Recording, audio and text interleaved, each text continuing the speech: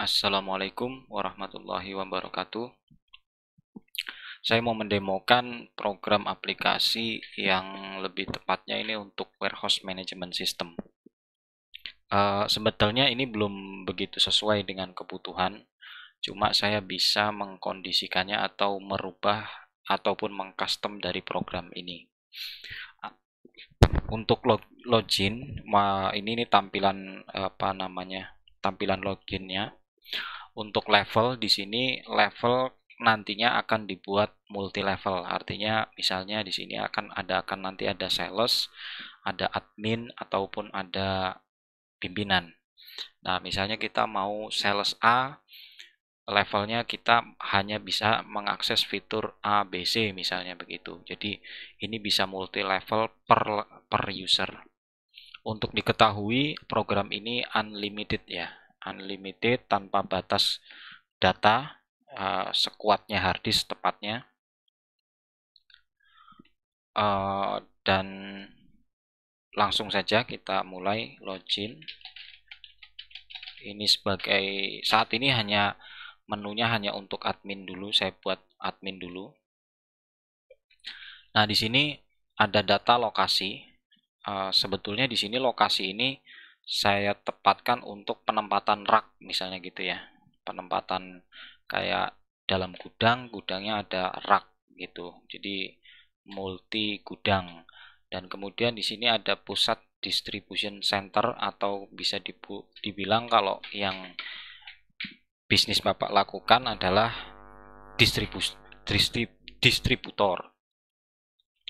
Nah, di sini distributornya juga bisa banyak, artinya misalnya distributor kita bercabang ya. Nah, untuk tambahnya bisa klik tambah.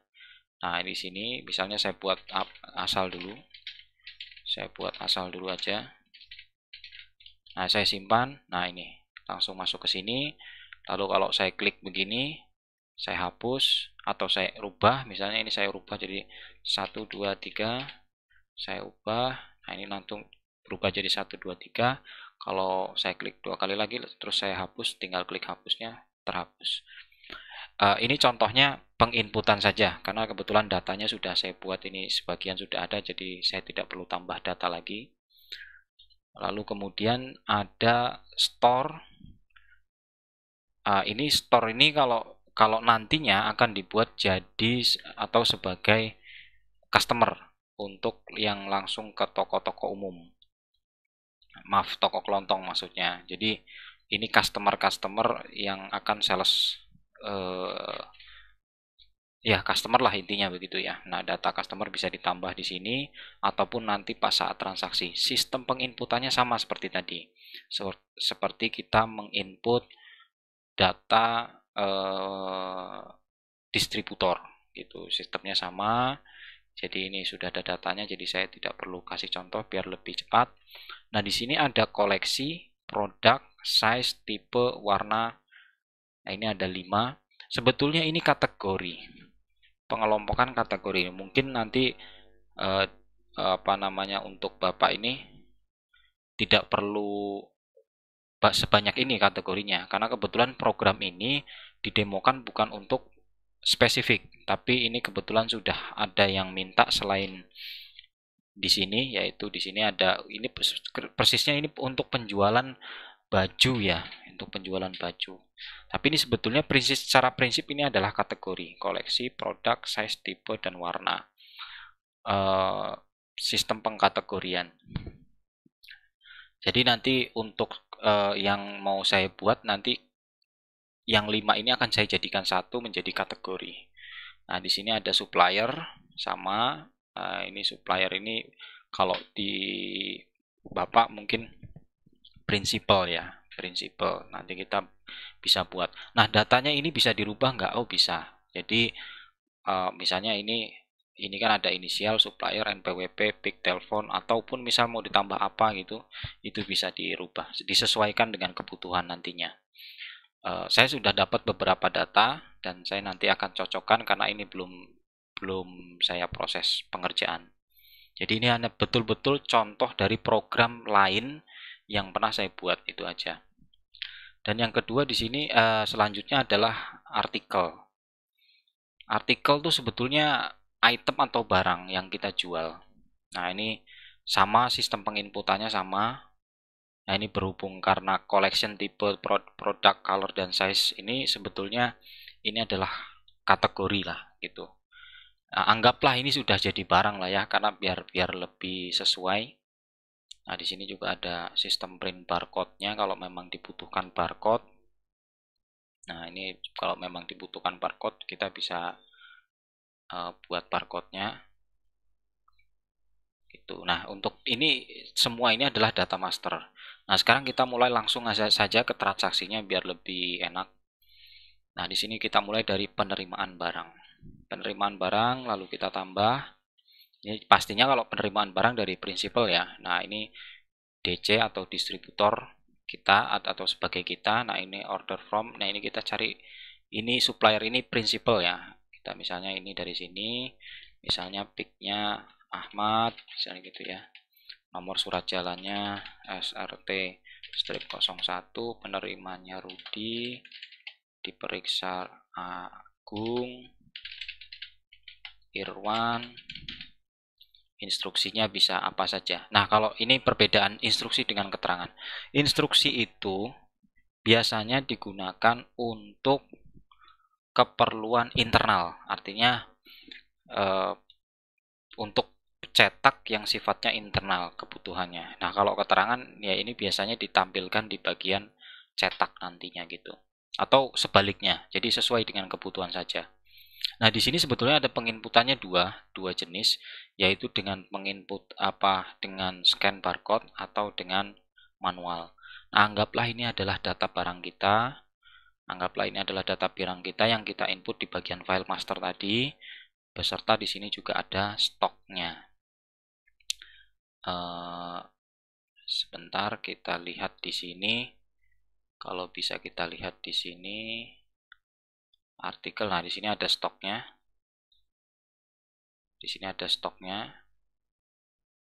Nah, ini kita mulai di sini receiving aja.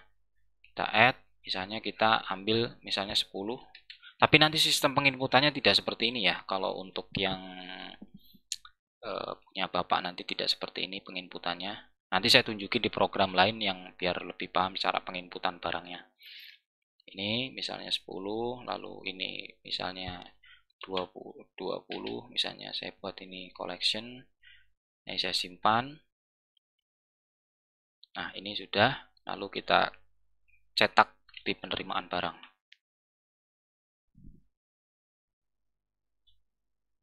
Nah, ini bukti penerimaan barangnya, kita bisa cetak. Nah, lalu setelah penerimaan barang ini pastinya sudah update di bagian stok. Sudah update di bagian stok. Lalu kemudian kita, nah ini sebetulnya ada repositorator, tapi ini di sini saya jelaskan yang lebih global saja dulu, yang secara garis besar umumnya, yaitu penerimaan, sales order, dan pengiriman atau delivery. Nah, sini sales order. Di sini ada sales order. Nah, salesnya siapa misalnya gitu. Tapi nanti sales ini akan otomatis sesuai dengan loginnya. Karena nanti kan sales menunya sales itu akan di disable. Ini yang ini si sales nggak akan bisa akses kecuali stok misalnya gitu ya. Nah, sales yang penerimaan ini nggak bisa akses, yang lainnya nggak bisa akses kecuali hanya sales order saja yang bisa akses. Begitupun di bagian laporan nanti juga hanya laporan sales order saja yang dia bisa akses. Begitu, atau bagian stok saja misalnya kalau untuk ini. Nah, SO ini kita buat misalnya Ahmad Fauzi. Nah, rencananya kita mau taruh di store mana, nomor referensinya kalau memang ada PO misalnya gitu ya. PO strip 01, delivery-nya TOP, rencana kirimnya misalnya tanggal 4, diperiksa, disetujui. Nah, ini sama barangnya kita buat misalnya satu-satu saja. Atau di sini 2 lah biar berurut. Di sini 3. Nah, gini ya. Nah, di sini kalau tambah lagi misalnya 5 gitu ya. Dengan barang yang sama nanti di sini berubah jadi 6. Itu saya simpan. Nah, ini warnanya kuning karena baru ya. Jadi si sales punya warning bahwa dia sudah dikirim atau belum sih kan gitu. Nah, nanti saya jelaskan untuk lebih lanjut. Nah, ini bisa cetak SO untuk keperluan orang gudang, menyiapkan orang-orang gudang menyiapkan barang-barangnya. Nah, setelah itu baru kita melakukan pengiriman. Nah, ini tadi kita lihat dulu SO-nya masih kuning ya. Nah, kita melakukan pengiriman atau delivery order, kita tambah. Nah, kita ngambil dari SO atau kita mau pilih manual, boleh saja. Berarti kalau kita pilih manual, berarti kita mengirim barang tanpa melalui SO. Tapi kalau di sini butuhnya pasti, misalnya pakai SO, tinggal pilih SO. Nah, data SO yang ada di sini adalah data yang belum diproses. Kalau sudah diproses atau sudah dikirim, datanya sudah tidak ada lagi di sini. Artinya sudah hilang. Nah, di sini dipilih, kita pilih data. Nah, data yang diinput oleh SO tadi sudah masuk ke dalam sini secara otomatis. Saya buat ini supirnya siapa, nomor polisi berapa. Nah, di sini sebetulnya kalau yang saat ini berjalan, di sini ada tanggal terima DO, penerimaan DO, ini otomatis diupdate oleh store ya, bagian store ya, bukan kita. Nah, kita bisa di sini ada status dan gitu aja. Nanti saya jelaskan lebih rinci. Saya simpan. Nah, di sini pengiriman barangnya masih kuning karena baru dibuat belum dikirim barangnya. Nanti harus ada yang menerima kalau di program ini. Tapi kemungkinan kalau di Bapak mungkin nggak perlu itu. Jadi setelah dikirim ini hanya monitoring saja. Gitu. Nah, kita lihat apa yang terjadi di bagian SO. Nah, di bagian SO sudah statusnya sudah selesai atau dan warnanya juga sudah menjadi putih. Jadi bagian sales dia tahu oh barang mana yang belum saya kirim, SO mana yang belum saya kirim atau belum saya ya melakukan pengiriman. Prinsipnya hanya itu. Nanti laporan-laporan ini jujur saja ini belum sesuai dengan kebutuhan, nanti akan saya sesuaikan dengan data, tapi secara prinsip cara penggunaan programnya akan seperti itu dan secara garis besar. Dan yang kedua adalah terkait transaksi jual belinya belum ada, kayak misalnya piutang segala macam itu belum ada dan harga barangnya juga belum ditentukan. Nah, kalau untuk contoh program yang lain misalnya kayak misalnya di sini ada SO. Nah, kalau SO di sini kan SO di sini ini belum ada total harganya kan ya. Kalau yang ini karena memang program ini dibuat hanya untuk warehouse tanpa memerlukan atau connect dengan finance yang dibuat yang ini. Nah, saya tunjukkan satu lagi yang bisa connect finance. Nah, ini mungkin.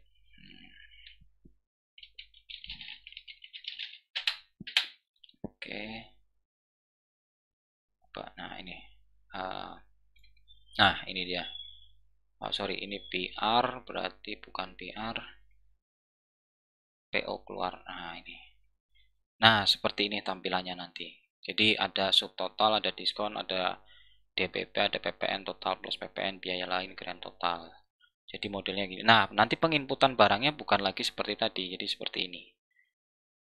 Jadi begini, nanti kode barangnya dari mana, misalnya ini kode barangnya dari sini, satuannya nanti akan otomatis baru simpan gitu. Sistem inputnya. Sama ini juga ambil item PR, sama juga. Jadi banyak metode ya. Nah, ini oke, jadi nanti sistemnya akan sama seperti ini, cuma perbedaannya tadi kan belum ada subtotal, nah nanti akan dibuat seperti ini. Seperti ini. Kalau di sini lebih lengkap lagi, ada pembayaran invoice. Nanti di bagian invoice bisa. Nah, di sini yang kalau untuk bagian invoice sales, nah saya ada satu program lagi. Nah, di sini admin. Oke.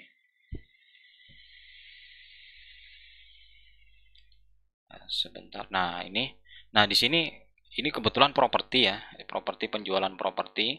Nah, di sini ada pantauan dan sistemnya sistem kredit atau cicilan. Nah, di sini ada pemantauan piutang. Jadi waktu kita ngeklik piutang di sini, secara otomatis ini adalah data piutang sampai misalnya itu angsuran ya, angsuran keberapa, namanya siapa, misalnya gitu ya.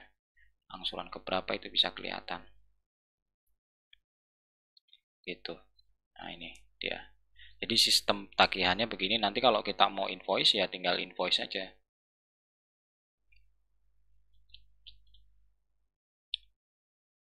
Nah, ini invoice-nya misalnya gitu. Ini model invoice-nya. Nah, ini model invoice-nya seperti ini, tapi nanti kan invoice-nya tidak seperti ini. Invoice-nya akan pasti berbeda. Nah, di sini ada laporan penjualan dan juga laporannya sudah bisa ditarik modelnya macam-macam. Ada akuntansi. Nah, di bagian apa namanya?